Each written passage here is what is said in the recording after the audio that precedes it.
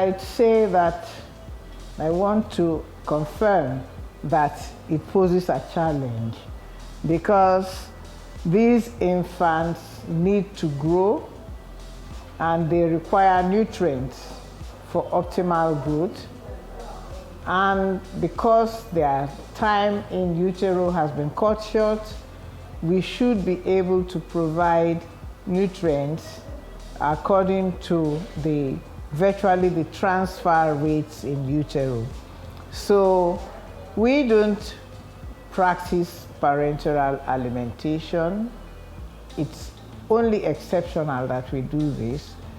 So we start feeding the preterm infants within the first 6 hours of their delivery. That implies that our mothers are supported. We promote breastfeeding actively to these mothers because before the birth of a preterm baby, in consultation with the obstetricians, we are informed. And what we do is we go and prime the family for basically 3 things. These 3 things are feeding of the baby, which must happen within the first 6 hours. And we allow the baby to maintain the first skin-to-skin contact within minutes of coming out of the womb. And then the doctors who go to the delivery room conduct a colostrum swab. With their gloved finger, they express some of the mother's milk into their fingers and swab the mouth of the baby before they leave the site of the mother and come over to this unit with the baby. And that is priming of the baby. And then we practice trophic feeding.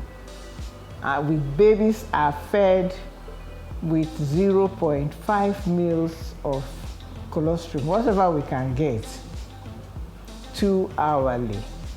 And you will agree with me that 0.5 mils will not even leave a syringe. So whatever we get, we again instill into the mouth of the baby.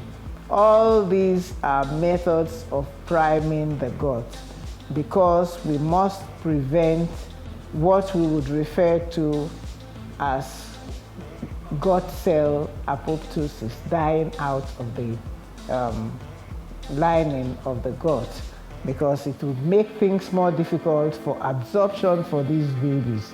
So we endeavor at each time to continue feeding little amounts. And these amounts, as the milk increases, we would increase also according to the baby's level of tolerance. We go to 2 meals, we go to 4 meals, and so forth and so on. And the babies are fed at frequent intervals, small amounts. On 2 to 3 hourly intervals, they are provided breast milk, either from their own mother or from surrogate mothers, so that by the 10th day of life, we have built up to their caloric requirements, which is quite high. So far, so good. We plot our baby's growth on the chart, and the baby's growth in the first days when milk production and output is low, and the tolerance is slow, because it's the tolerance that governs the amount of feeds, really, because it's an interplay between what the baby can tolerate and what we can get. What the baby can tolerate, we don't want the baby's abdomen to be distended, because then we go into feeding intolerance, which is a very serious problem. You may ask, why do we insist that we are giving the human breast milk? Of course, we know that it is immunization. The first immunization for these babies is from the mother's breast milk.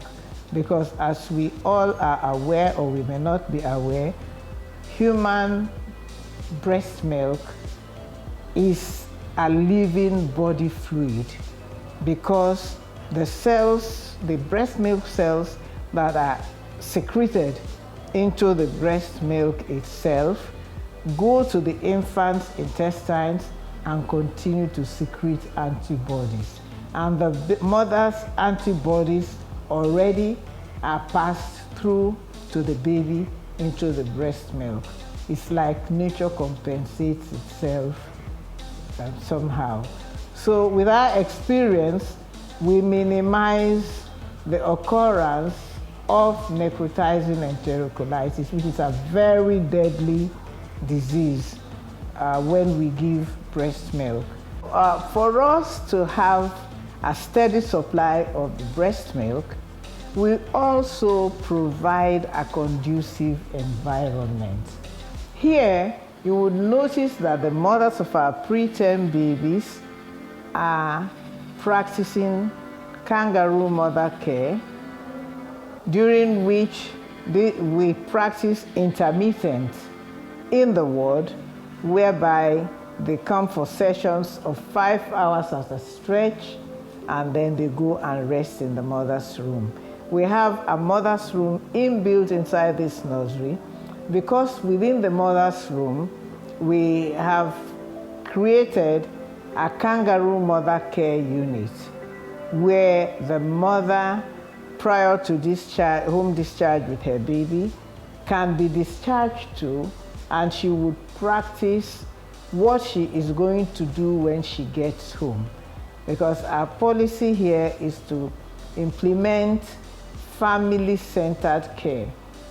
We don't mean that the nurses don't do their work. You would have seen nurses giving care, but we want the parents to have constant contact with their babies, because it is well known and documented that these preterm babies, when they are separated from their family for such a long time, they may have psychological problems that will be lifelong. So the current practice is family-centered care, and that's what we try to apply. By this, the family member that is constant to the baby, and that's the person any human being knows first, is his mother. So mothers are allowed unfettered access to their babies to breastfeed all the time, either on schedule. The preterm babies are fed 2 to 3 hourly, so she has to produce milk that will be utilized. So these mothers have to pump milk hourly. We have a milk fridge where it's stored. Every milk is labeled, and where the mother's milk is not adequately produced, we have surrogate mothers, and our mothers accept readily surrogacy, because all this depends on education. We educate them. Remember, I reminded before we started that when we are notified of a preterm delivery, the doctors counsel on 3 things: breast milk production and surrogacy. They sign the consent form at that point in time. Then they are counseled about kangaroo mother care, so that if the mothers have been delivered by cesarean section, a family member, not the father, because you can see that our ward is small, so we are not yet at the level of accepting mixed breed of fathers and mothers practicing KMC.